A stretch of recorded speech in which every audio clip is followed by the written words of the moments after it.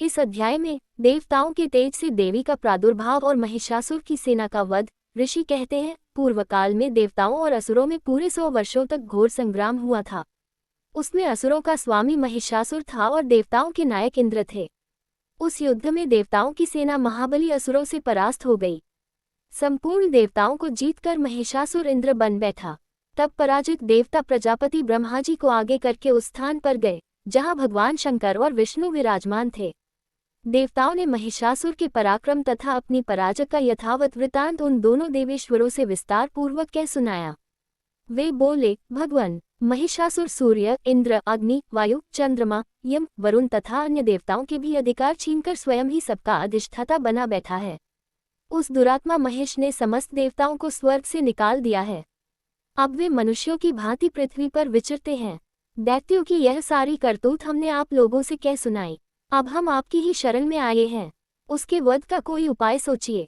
इस प्रकार देवताओं के वचन सुनकर भगवान विष्णु और शिव ने दैत्यों पर बड़ा क्रोध किया। उनकी भौहें तन गईं और मुंह टेढ़ा हो गया। तब अत्यंत कोप में भरे हुए चक्रपाणी श्री विष्णु के मुख से एक महान तेज प्रकट हुआ। इसी प्रकार ब्रह्मा, शंकर तथा इंद्र आदि अन्यान्य देवताओं के शरीर से भी बड़ा भारी तेज निकला। वह सब मिलकर एक हो गया।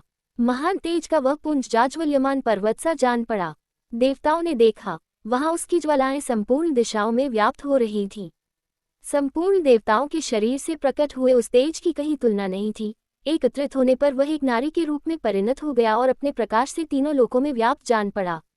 भगवान शंकर का जो तेज था, उससे उस देवी का मुख प्रकट हुआ। यमराज के तेज से उसके सिर में बाल निकल आए। श्री विष्णु भगवान के तेज से उसकी भुजाएं उत्पन्न हुईं। चंद्रमा के तेज से दोनों स्तनों का और इंद्र के तेज से मध्य भाग कट प्रदेश का प्रादुर्भाव हुआ। वरुण के तेज से जंघा और पिंडली तथा पृथ्वी के तेज से नितंब भाग प्रकट हुआ। ब्रह्मा के तेज से दोनों चरण और सूर्य के तेज से उसकी अंगुलियां हुईं। वसुओं के तेज से हाथों की अंगुलियां और कुबेर के तेज से नासिका प्रकट हुई। उस देवी के दांत प्रजापति के तेज से और तीनों नेत्र अग्नि के तेज से प्रकट हुए थे। उसकी भौहें संध्या के और कान वायु के तेज से उत्पन्न हुए थे। इसी प्रकार अन्यान्य देवताओं के तेज से भी उस कल्याणमयी देवी का आविर्भाव हुआ। तदनंतर समस्त देवताओं के तेज पुंज से प्रकट हुई देवी को देखकर महिषासुर के सताए हुए देवता बहुत प्रसन्न हुए। पिनाकधारी भगवान शंकर ने अपने शूल से एक शूल निकालकर उन्हें दिया। फिर भगवान विष्णु ने भी अपने चक्र से चक्र उत्पन्न करके भगवती को अर्पण किया। वरुण ने भी शंख भेद किया। अग्नि ने उन्हें शक्ति दी और वायु ने धनुष तथा बाण से भरे हुए 2 तरकस प्रदान किए। सहस्र नेत्रों वाले देवराज इंद्र ने अपने वज्र से वज्र उत्पन्न करके दिया और ऐरावत हाथी से उतारकर 1 घंटा भी प्रदान किया। यमराज ने कालदन से दंड, वरुण ने पाश, प्रजापति ने स्फटिकाक्ष की माला तथा ब्रह्माजी ने कमंडलू भेद किया। सूर्य ने देवी के समस्त रोमकूपों में अपनी किरणों का तेज भर दिया। काल ने उन्हें चमकती हुई ढाल और तलवार दी। शीर्षमुद्र ने उज्ज्वल हार तथा कभी जीर्ण न होने वाले 2 दिव्य वस्त्र भेद किए। साथ ही उन्होंने दिव्य चूड़ामणि, 2 कुंडल, कड़े, उज्ज्वल अर्धचंद्र, सब बाहुओं के लिए केयूर, दोनों चरणों के लिए निर्मल नूपुर, गले की सुंदर हंसली और सब अंगुलियों में पहनने के लिए रत्नों की बनी अंगूठियां भी दी। विश्वकर्मा ने उन्हें अत्यंत निर्मल फरसा भेंट किया। साथ ही अनेक प्रकार के अस्त्र और अभेद्य कवच दिए। इनके सिवा मस्तक और वक्ष स्थल पर धारण करने के लिए कभी न कुम्हलाने वाले कमलों की मालाएं दी। जल्दी ने उन्हें सुंदर कमल का फूल भेंट किया। हिमालय ने सवारी के लिए सिंह तथा भांति भांति के रत्न समर्पित किए। धनाध्यक्ष कुबेर ने मधु से भरा पान पात्र दिया तथा संपूर्ण नागों के राजा शेष ने, जो इस पृथ्वी को धारण करते हैं, उन्हें बहुमूल्य मणियों से विभूषित नागहार भेंट दिया। इसी प्रकार अन्य देवताओं ने भी आभूषण और अस्त्र शस्त्र देकर देवी का सम्मान किया। तत्पश्चात उन्होंने बारंबार अट्टहासपूर्वक उच्च स्वर से गर्जना की। उनके भयंकर नाद से संपूर्ण आकाश गूंज उठा। देवी का वह अत्यंत उच्च स्वर से किया हुआ सिंहनाद कहीं समा न सका। आकाश उसके सामने लघु प्रतीत होने लगा। उससे बड़े जोर की प्रतिध्वनि हुई, जिससे संपूर्ण विश्व में हलचल मच गई और समुद्र कांप उठे। पृथ्वी डोलने लगी और समस्त पर्वत हिलने लगे। उस समय देवताओं ने अत्यंत प्रसन्नता के साथ सिंहवाहिनी भवानी से कहा, देवी, तुम्हारी जय हो। साथ ही महर्षियों ने भक्ति भाव से विनम्र होकर उनका स्तवन किया। संपूर्ण त्रिलोकी को क्षोभग्रस्त देख दैत्यगण अपनी समस्त सेना को कवच आदि से सुसज्जित कर हाथों में हथियार ले सहसा उठकर खड़े हो गए। उस समय महिषासुर ने बड़े क्रोध में आकर कहा, आह, यह क्या हो रहा है? फिर वह संपूर्ण असुरों से घिरकर उस सिंहनाद की ओर लक्ष्य करके दौड़ा और आगे पहुंचकर उसने देवी को देखा, जो अपनी प्रभा से तीनों लोकों को प्रकाशित कर रही थी। उनके चरणों के भार से पृथ्वी दबी जा रही थी, माथे के मुकुट से आकाश में रेखा सी खींच रही थी तथा वे अपने धनुष की टंकार से सातों पातालों को क्षुब्ध किए देती थी। देवी अपनी हजारों भुजाओं से संपूर्ण दिशाओं को आच्छादित करके खड़ी थी। तदनंतर उनके साथ दैत्यों का युद्ध छिड़ गया। नाना प्रकार के अस्त्र शस्त्रों के प्रहार से संपूर्ण दिशाएं उद्भासित होने लगीं। चिक्षुर नामक महान असुर महिषासुर का सेनानायक था। वह देवी के साथ युद्ध करने लगा। अन्य दैत्यों की चतुरंगिनी सेना साथ लेकर चामर भी लड़ने लगा। 60,000 रथियों के साथ आकर उदग नामक महादैत्य ने लोहा लिया। 1 करोड़ रथियों को साथ लेकर महाहनु नामक दैत्य युद्ध करने लगा, जिसके रोए तलवार के समान तीखे थे। वह सिलोमा नाम का महादैत्य 5 करोड़ रथी सैनिकों सहित युद्ध में आ डटा। 60 लाख रथियों से घिरा हुआ बाष्कल नामक दैत्य भी उस युद्ध भूमि में लड़ने लगा। परिवारित नामक राक्षस हाथी सवार और घुड़सवारों के अनेक दलों तथा 1 करोड़ रथियों की सेना लेकर युद्ध करने लगा। बिडाल नामक दैत्य 5 अरब रथियों से घिरकर लोहा लेने लगा। इनके अतिरिक्त और भी हजारों महादैत्य रथ, हाथी और घोड़ों की सेना साथ लेकर वहां देवी के साथ युद्ध करने लगे।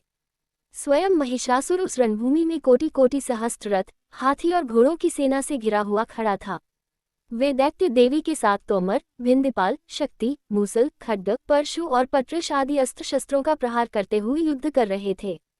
कुछ दैत्यों ने उन पर शक्ति का प्रहार किया, कुछ लोगों ने पाश फेंके तथा कुछ दूसरे दैत्यों ने खड्ग प्रहार करके देवी को मार डालने का उद्योग किया। देवी ने भी क्रोध में भरकर खेल खेल में ही अपने अस्त्र शस्त्रों की वर्षा करके दैत्यों के वे समस्त अस्त्र शस्त्र काट डाले। उनके मुख पर परिश्रम या थकावट का रंचमात्र भी चिन्ह नहीं था। देवता और ऋषि उनकी स्तुति करते थे और वे भगवती परमेश्वरी दैत्यों के शरीरों पर अस्त्र शस्त्रों की वर्षा करती रहीं।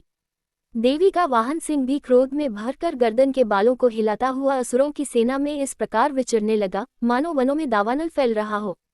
रणभूमि में दैत्यों के साथ युद्ध करती हुई अंबिका देवी ने जितने नी श्वास छोड़े, वे सभी तत्काल सैकड़ों हजारों गुणों के रूप में प्रकट हो गए और परशु, भिंदीपाल, खड्ग तथा पट्टिश आदि अस्त्रों द्वारा असुरों का सामना करने लगे। देवी की शक्ति से बड़े हुए वे गण असुरों का नाश करते हुए नगाड़ा और शंख आदि बाजे बजाने लगे। उस संग्राम महोत्सव में कितने ही गण मृदंग बजा रहे थे। तदनंतर देवी ने त्रिशूल से, गदा से, शक्ति की वर्षा से और खड्ग आदि से सैकड़ों महादैत्यों का संहार कर डाला। कितनों को घंटे के भयंकर नाद से मूर्छित करके मार गिराया।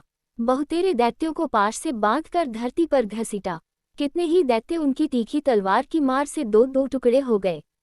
कितने ही गदा की चोट से घायल हो धरती पर सो गए। कितने ही मूसल की मार से अत्यंत आहत होकर रक्त वमन करने लगे। कुछ दैत्य शूल से छाती फट जाने के कारण पृथ्वी पर ढेर हो गए।